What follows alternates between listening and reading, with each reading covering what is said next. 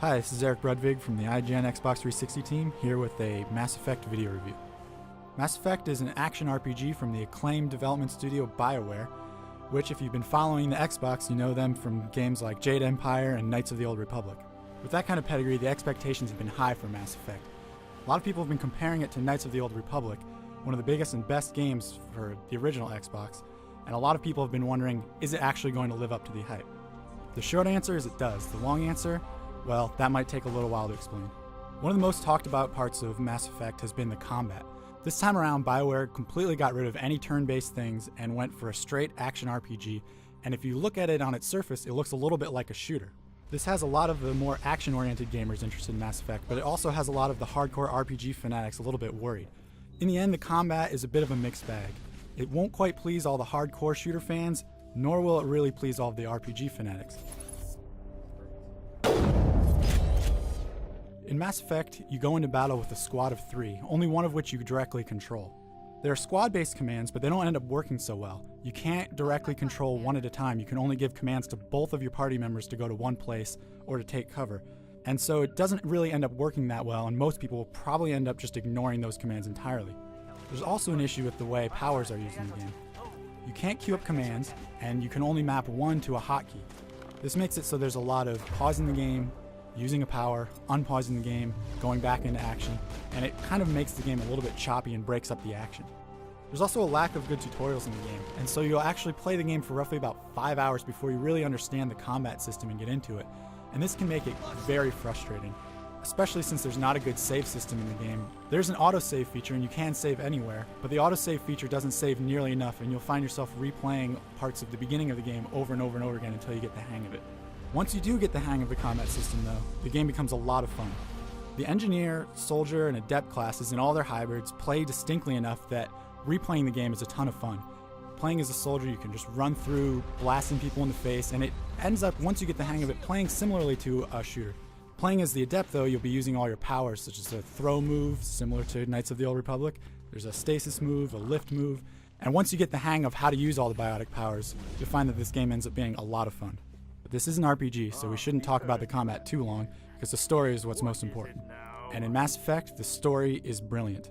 What you get here is a sci-fi story that follows Commander Shepard, which can be either male or female depending on how you create your character, on a twisting quest to save the galaxy and all of humanity. One of the great parts about the game is that in the story of Mass Effect, humanity is a newcomer to the galactic community. And so humanity is looking for acceptance in this community, and you are seen as a bit of an ambassador, which adds an extra layer of intrigue in how you respond to conversations. Like Knights of the Old Republic, Mass Effect has somewhat of a good and evil dichotomy to it, except this time, it's kind of like a good cop and bad cop. This is one of the more powerful stories we've seen in video games recently.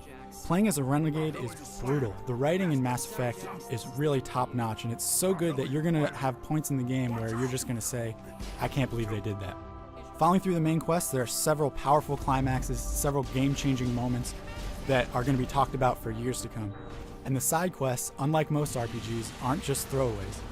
These are fully realized side quests that you're going to want to explore. It's almost going to be impossible to not go and do these side quests.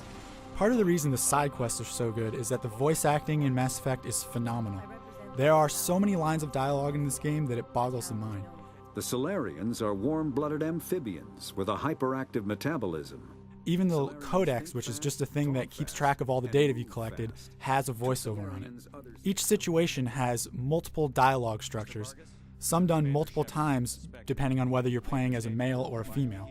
The full voice acting adds a lot to the side quests and the game itself because you really feel invested in the characters. Rather than just seeing a quick line of text on the screen, you're getting someone talking to you, complete with emotion and inflection, and you're going to be hard-pressed to ignore the pleas of someone when they actually are speaking to you in a language that really affects your emotions. Now, there is one complaint with side quests that a lot of people are going to bring up. Although there are a ton of side quests and each of them have unique stories that are a lot of fun to explore, the galaxy itself isn't that deep. All of the main quest planets have a lot to see and a lot to do, whereas the side quest planets are kind of the same barren wasteland, just with a new skin slapped on top of it, and they all pretty much follow the same pattern. But in the end, you're going to want to do all these side quests, even if it's just to level up your character. The RPG elements in Mass Effect are fantastic. The sound, decision-making, leveling, and customizing your character build to one great experience. As good as Mass Effect is, there are some things that can't be ignored, and in this case it's the technical issues. There are a lot of them in Mass Effect. The frame rate drops all of the time in Mass Effect. This game can't keep a steady frame rate to save its life. A lot of times you'll find that you'll clip through walls, or party members will clip through walls, and you can get stuck in one place, and you kind of have to do a ducking move to get out, or even sometimes reset the game.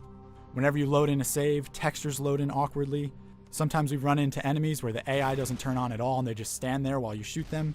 Perhaps the most frustrating bug that happens is sometimes the buttons fail to recognize that you're pushing them. So you might be in the midst of battle and no longer can you shoot your gun because pulling the right trigger doesn't do anything. The simple fact is this game could have used more time to be worked on to hammer out all of these bugs. And a lot of them may be patched post-release, but not everyone has access to Xbox Live, so some people are just going to be stuck with them. Now, it may seem like we're focusing too much on the issues with Mass Effect and not focusing enough on the good parts. And the fact is, despite its shortcomings, you're going to have a great time with Mass Effect and just be able to gloss over the technical issues. With all the side quests, Mass Effect is about a 30-hour experience, and even a second time through, you're still going to get a lot of enjoyment out of it because it does play substantially different depending on which decisions you make.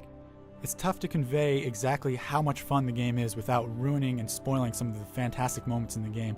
Those are things you're just going to have to experience for yourself. For the full written review, check out IGN.com.